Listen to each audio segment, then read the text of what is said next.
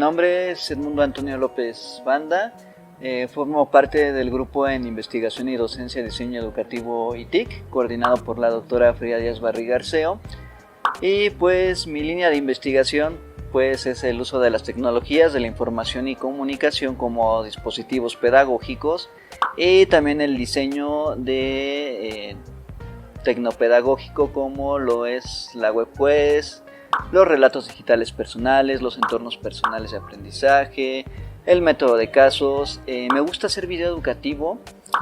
También he trabajado la tutoría y últimamente me he centrado más en temas de la inclusión y que tienen que ver con la educabilidad.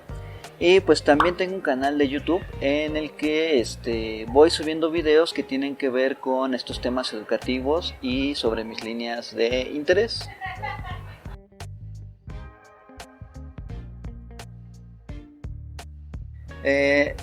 Esta pregunta me gusta bastante porque me hace recordar a mi persona desde niño, que pues se interesó en un primer momento por las computadoras. En ese entonces era un Windows muy sencillo, era un Windows 3.1, ¿no? Pero mi primer acercamiento fue con los videojuegos. Y después de este acercamiento con los videojuegos, al entrar en la Facultad de Psicología y conocer al grupo de investigación, me di cuenta que podía ir más allá del uso de los videojuegos y generar ciertas estrategias para aprender. También me gusta mucho que las otras personas puedan aprender y puedan generar sus propias estrategias para que tengan aprendizajes significativos, y también centrar el aprendizaje en estas personas que quieren aprender y que se sientan principalmente motivadas por hacer cosas nuevas, ¿no? Que tengan cada día esta espinita por querer hacer algo distinto. Entonces eso es lo que me motivó a especializarme más en esta área. Y en cuanto al uso de la tecnología, es interesante que con el tiempo se va moviendo, siguen habiendo nuevas cosas y eso nos sirve también a nosotros para seguirnos formando, ¿no? Que creo que es una cuestión bastante importante.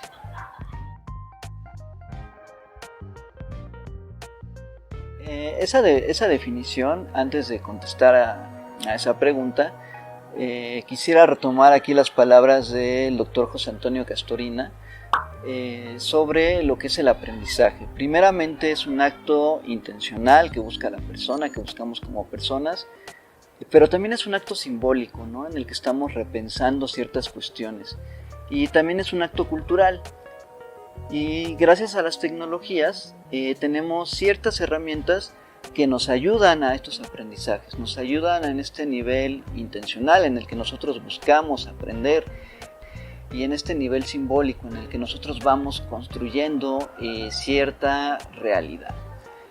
Y al hablar de estas definiciones surge la construcción de herramientas o este instrumento mediador que te va a servir en tus procesos constructivos con nuestros alumnos, nos va a servir para construir, pero también para comunicar. Y todos estos son procesos que son novedosos para los alumnos, son herramientas que les llamamos cognitivas, que los motivan a hacer cosas diferentes, cosas nuevas, y también nos sirve para conocer al aprendiz. En particular, qué es lo que le gusta hacer, hacia dónde quiere ir, y a su vez también nos permite generar nuevos contenidos. Las tecnologías de la información y comunicación, y enfocándolas a las tecnologías ya del aprendizaje, nos llevan a la reflexión de lo que podemos ir haciendo y lo que podemos ir co-construyendo con los alumnos. Podemos generar, por ejemplo, una página web a partir de ciertas reflexiones. Podemos generar ahorita un TikTok, si lo queremos hacer ahorita podríamos generar un TikTok con segmentos de esta entrevista. Podemos ir generando varias cosas, pero muy importante que se tenga un objetivo para que el alumno se apropie de la estrategia, se apropie de ciertos contenidos, para que se aprenda, muy importante, de manera significativa. Esto a grandes rasgos lo estoy retomando de las ideas de César Ricoll, de Teresa Mauri y de Javier Onrubia.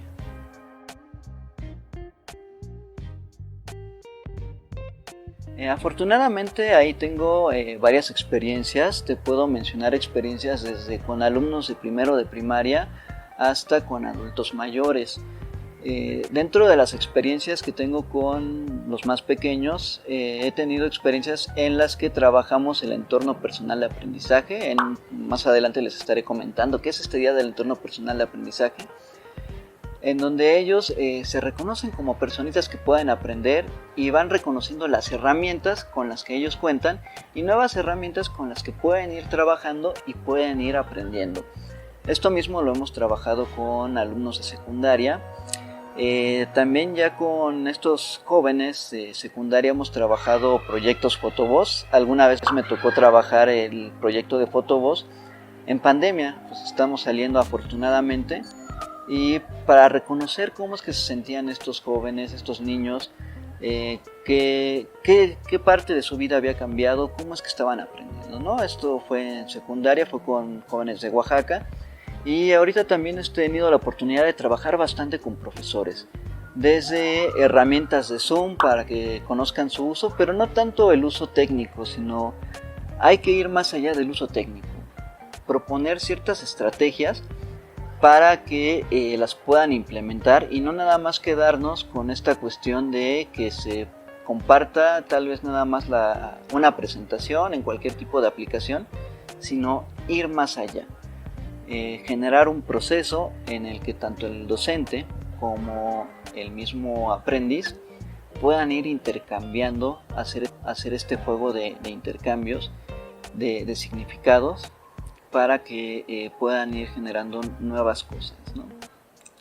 He tenido también la oportunidad de estar trabajando lo que son los casos de enseñanza. Esa es otra de las estrategias que son muy, muy interesantes para trabajar como docente, en la que tú generas a partir ya sea de un video educativo o no educativo o de alguna narrativa, tú generas cierto tipo de preguntas, pero esas preguntas van acompañadas de lecturas, van acompañadas de elementos que le sirven al alumno para generar, bueno, al aprendiz en este caso, para generar esta discusión y poder hacer una producción que no tiene una única respuesta. Y también, pues, para finalizar, una experiencia también muy significativa fue cuando pudimos trabajar un proyecto de Fotovoz con la doctora Frida y con el maestro Ramsés Barroso, un proyecto de Fotovoz en Ayotzinapa. No recuerdo hace cuánto tiempo fuimos, pero también trabajamos Fotovoz en Ayotzinapa para reconocer las prácticas de los alumnos normalistas y también de los docentes normalistas, ¿no? Entonces son algunas prácticas que han sido significativas. Podría mencionar más, pero nos estaríamos extendiendo y creo que no es el objetivo de esta entrevista.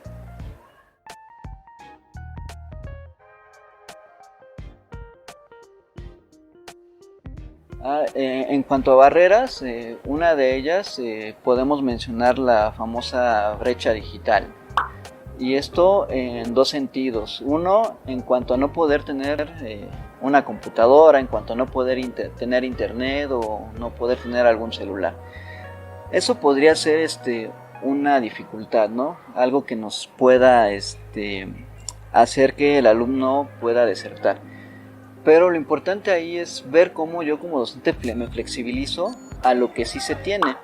Otra cuestión, y es algo en lo que los invito a reflexionar, es a veces cómo me estoy desarrollando yo como docente, si me estoy actualizando o no.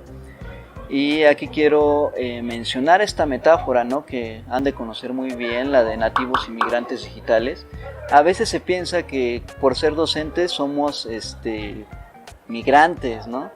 Pero la realidad es que podemos aportar mucho a estos llamados nativos, o podemos ocupar cualquier otro tipo de metáfora, pero esta es la metáfora que, digamos, se ha llegado a ocupar un poco más. No estoy del todo de acuerdo, pero bueno, es la que más se utiliza.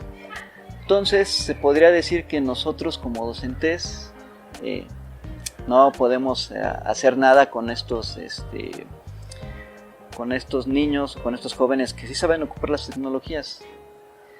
Pero sí podemos hacer varias cosas. Nosotros tenemos mucho más conocimientos, tenemos mucho más contenidos y podemos ayudar a esta persona o a estas personas a que escojan la mejor información, a que sepan qué hacer con esta información, porque podamos decir, y este podría ser un problema, todo está en internet.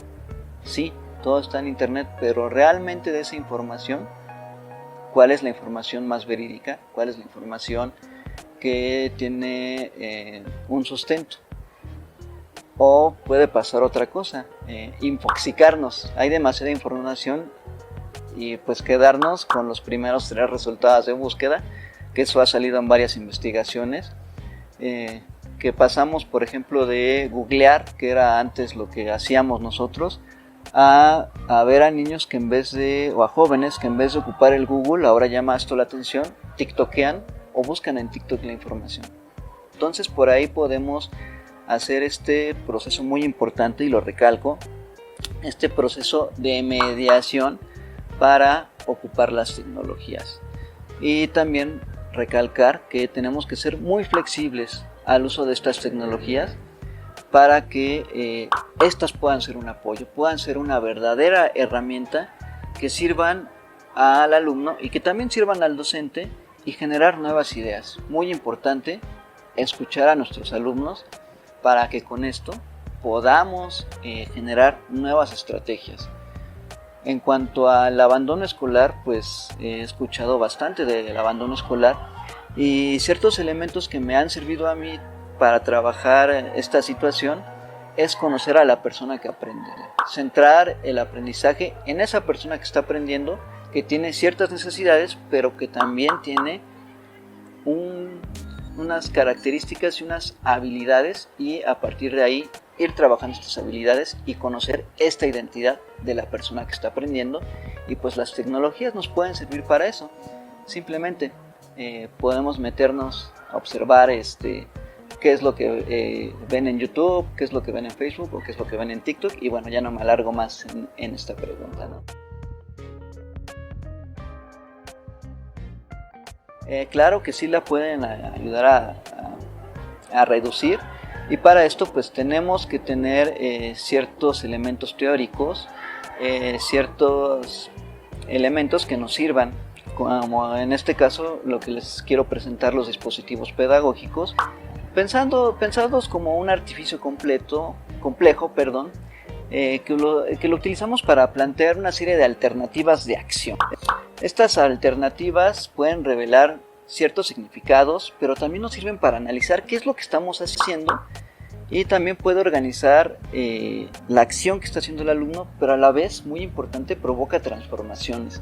Y puede provocar transformaciones previstas, en el sentido de que yo preveo qué es lo que quiero transformar, o no previstas, que puede ser que eso ayude a la persona que aprende a generar otro tipo de transformación. Esto lo hemos trabajado con la doctora Frida Díaz Barriga, y lo hemos retomado también de una autora que se llama Sanjur, esta idea de dispositivos pedagógicos.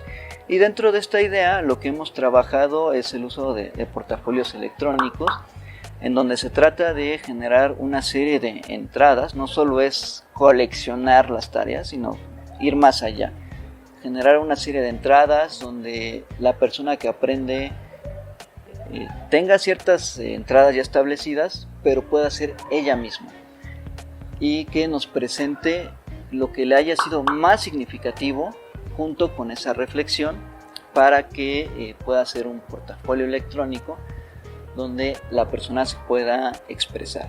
Después había comentado el entorno personal de aprendizaje.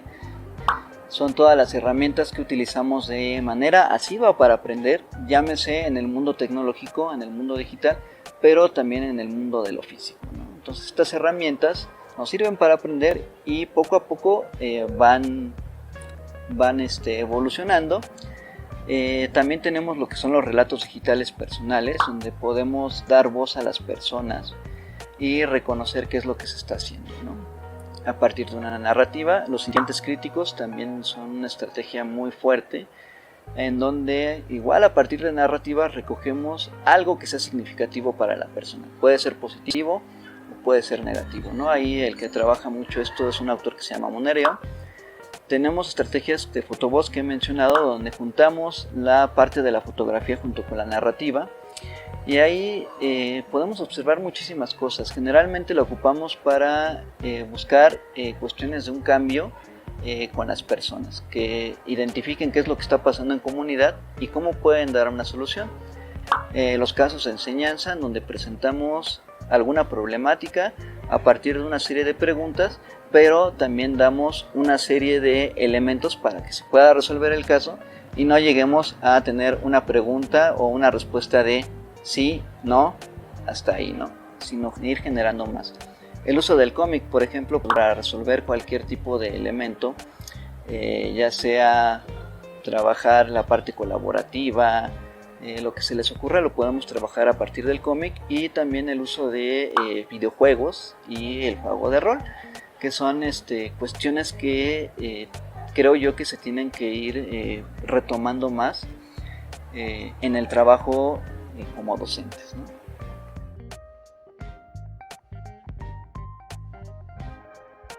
Ahorita podrían pensar que se requieren muchísimos recursos, pero en realidad no. Lo que se necesita más para usar estos elementos son objetivos claros. Tener objetivos claros, tener una buena planeación y tener estrategias para poder trabajar con estos elementos.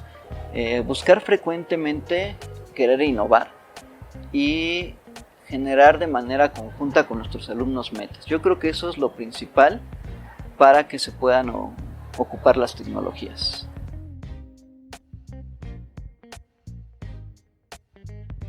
Como todo proceso, uno va adquiriendo la experiencia para trabajar con las tecnologías. Primeramente necesitamos tener esta motivación o querernos acercar hacia alguien que sepa utilizar tal vez alguna tecnología y nosotros darle un fundamento y saber cómo quererla utilizar según lo que conocemos, ¿no? Yo creo que ese es un primer muy buen paso. Comunicarse con otros, pero también investigar. En la red hay muchísimas cosas a las que nos podemos acercar. Por ejemplo YouTube pues tiene muchísimas cosas para acercarnos a hacer nuevas estrategias, generar nuevos documentos, etcétera. El YouTube nos sirve para hacer muchísimas cosas en las cuales nos podamos apoyar. Eso sí, hay que estar buscando y también hay que buscar en otros lados, no solo en una sola página, sino que hay que ir buscando y hay que ir seleccionando lo mejor. Hay que recordar aquí que lo importante es el conocimiento que ya tenemos y pensar que esto es una herramienta que se va a ajustar a mi necesidad. Las tecnologías se ajustan a nuestras necesidades y la vamos ajustando a nuestro proceso de enseñanza y aprendizaje. Y aquí la invitación es a que busquemos la forma y en el momento que sea necesario acercarnos a otros y también acercarnos a nuestros alumnos. A mí me ha pasado que me han recomendado herramientas y al momento de que me recomiendan esas herramientas les pido, a ver, enséñame a usarla porque no sé usarla, también se vale, y eso también genera una mejor comunicación con los alumnos.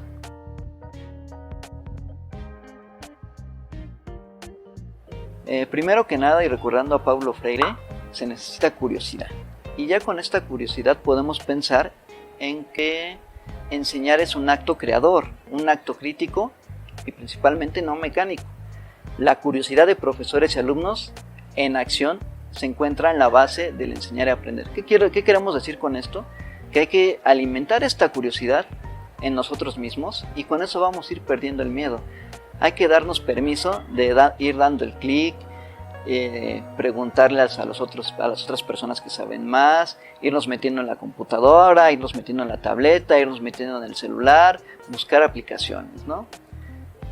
Creer en uno como persona que aprende y que sigue aprendiendo a lo largo de su vida y que puede ir incorporando nuevas herramientas de trabajo día a día. Antes yo, por ejemplo, ocupaba un buscador que se llama Altavista y pues este buscador desapareció y ya lo adquirió otra empresa y pues bueno, ahí pues fui aprendiendo, ¿no? En el caso de la plataforma que ocupaba antes, pues esto ya desapareció y pues bueno, vamos a ocupar otra plataforma, ¿no? Y así uno va perdiendo como que el miedo. Pero lo principal es, yo creo que ser curiosos Y también hay que recordar que la mayoría de las apps ya están diseñadas para que sean intuitivas y nosotros nos podamos ir acercando a cada una de ellas. Es muy importante tampoco casarse solo con una de estas aplicaciones, sino ir viendo también cuál me puede acomodar o no según lo que yo quiera hacer.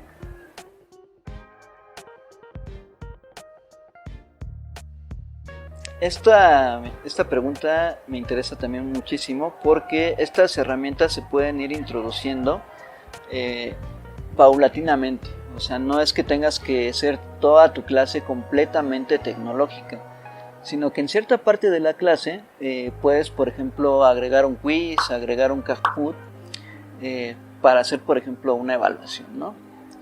En otro cierto momento ocupar un video.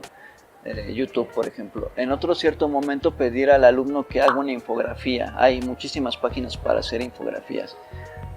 Y así ir buscando la app que más se vaya adaptando a tu necesidad, y también la app que se te permita trabajar en el momento, porque luego hay aplicaciones que te ocupan muchísimo espacio en cuanto a red, en cuanto a megas, etcétera. Entonces hay que buscar la que sea mejor, ¿no? Y hay que irla adaptando según a la necesidad que yo vaya encontrando en mi salón de clases. Les digo, no todo tiene que ser 100% tecnológico. Hay que ponerlo en la balanza y hay que saber cada cuánto agregar una actividad mediada por tecnología. No todo tiene que ser tecnología. Tenemos que nosotros, según lo que vayamos planeando, según las características también de nuestro grupo, nosotros ir implementando la tecnología. La tecnología no tiene que estar ahí forzosamente. Sí es una herramienta que nos puede ayudar en ciertos momentos, pero también hay que reconocer que en otros momentos necesitamos actividades que sean más físicas, ¿no? Entonces aquí a lo que quiero llegar es que pensemos cuándo sí ocuparlas, y dependiendo de lo que nosotros estemos pensando, a lo que queramos llegar y la meta que hayamos trazado, es cuando podemos decir, aquí puedo agregar alguna aplicación, aquí puedo agregar un video. Muy importante, no solo es el video por el video. ¿Qué quiero decir con esto? Que el video por sí mismo no le va a enseñar algo al alumno, sino que tiene que haber una secuencia y algo que sustente el uso de ese material. Si no hay algo que sustente el uso del material, ahí ya estamos perdiendo, y la tecnología pues ya nada más va a ser más que un adorno más de la clase.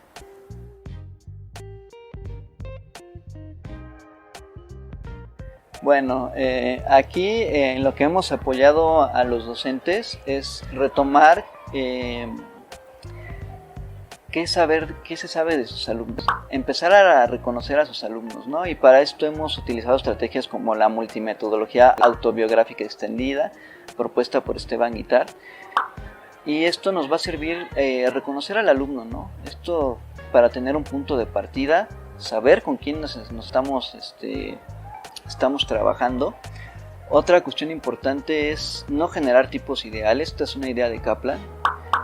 Tipos ideales en cuanto que este es mi 10 y a partir de mi 10 pues va bajando la tablita. No, esa idea también hay que quitárnoslas. Y también aquí me recuerda la idea de Ricardo Vaquero de la educabilidad, en donde hay que reconocer que todos podemos aprender.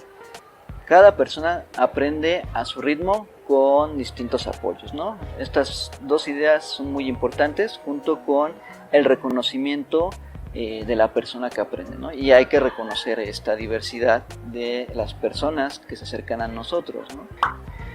Y regresando y retomando lo que es la MAE, como le decimos, algunas de las estrategias que hemos utilizado, que son muy interesantes, son el dibujo identitario. Esta nos permite reconocer a las personas que aprenden. Yo en lo particular lo he ocupado desde con niños de primaria, alumnos de secundaria, preparatoria, o sea, lo he ocupado con varias personas que están interesadas en aprender, y dependiendo de lo que yo esté buscando, les pido que pongan alguna habilidad, que pongan alguna dificultad y algún logro.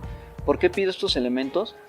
Porque esto me sirve para conocer a la persona, y desafortunadamente muchas de las veces no reconocen habilidades, y las habilidades las podemos reconocer a veces en cosas que pueden ser de ocio, pero estas cuestiones de ocio las podemos llevar después al campo educativo, ¿no? Entonces, para esto nos sirve esta cuestión del dibujo identitario, donde se reconoce a la persona con sus habilidades, con sus necesidades y con sus gustos, porque también podemos trabajar a partir de los gustos. Otra cuestión muy interesante es algo que hemos trabajado que se llama nube de palabras, y dentro de la nube de palabras, a partir solo de 5 palabras, le podemos pedir a la persona que se describa. Y después de esta actividad, en una página que se llama WordArt, les pedimos que personalicen y pueden poner alguna imagen y ya se hace la nube con esa imagen. Les pedimos que describan la imagen y les pedimos que describan por qué ocuparon esas palabras, y ahí vamos conociendo más a la persona que aprende. Y esto nos va sirviendo para ir conociéndolo más. Y posterior a esto, trabajamos algo que se llama caja de herramientas, o mochila en este caso, o baúl, como le queramos llamar. Y les decimos 5 cosas sin las que tú no podrías aprender. Y van saliendo muchísimas cosas, como el celular, la computadora, etc. Y esto le va dando sentido al aprendizaje. Porque si no se le da sentido, no hay motivación por parte de los alumnos. Entonces tiene que haber cierto sentido. Nosotros les tenemos que ayudar a los alumnos a darle sentido a lo que están aprendiendo.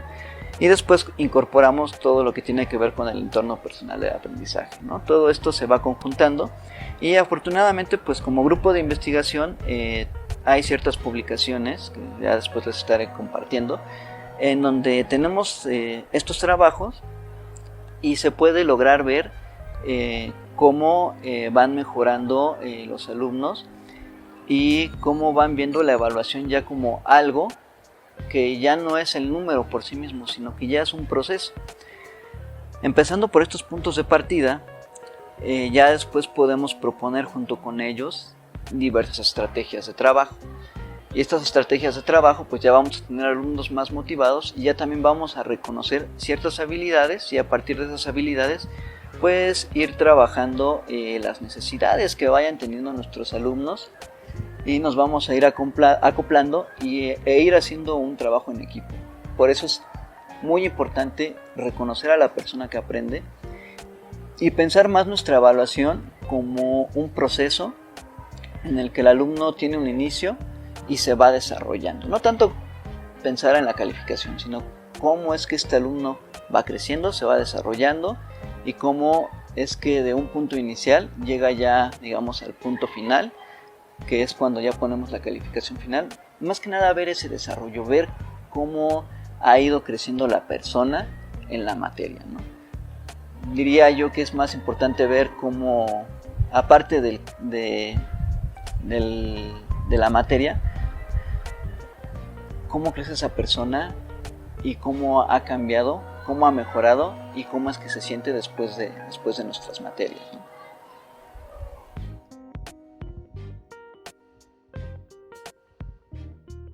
Lo que les voy a decir es algo que me encanta decir: dense permiso de hacer cosas que no harían. Yo generalmente en mi vida personal no me doy permiso para muchas cosas, pero cuando estamos hablando de educación sí me doy permiso para hacer varias cosas, ¿no? En el sentido de que me enseñan una nueva aplicación, pues vamos a aplicarla, ¿no? Dense permiso de hacer cosas, tengan esa curiosidad. Hay que tener esta capacidad de irnos reinventando continuamente, esta capacidad para reflexionar sobre nosotros mismos, sobre cómo estamos enseñando, y ser flexibles. Ser flexible es muy importante. Saber cuándo aplicar cierta estrategia, saber cuándo no aplicarla, saber cómo debo de evaluar a cierto alumno según la necesidad que estoy viendo, según la necesidad real que estoy viendo. Por último, los invito a que sigamos buscando oportunidades y hagamos del proceso de enseñanza-aprendizaje un aspecto positivo de las vidas de nuestros alumnos y también de nuestras propias vidas. Pues ha sido un gusto este trabajo, que me hayan contactado para esta entrevista. Espero haber sido lo más concreto posible.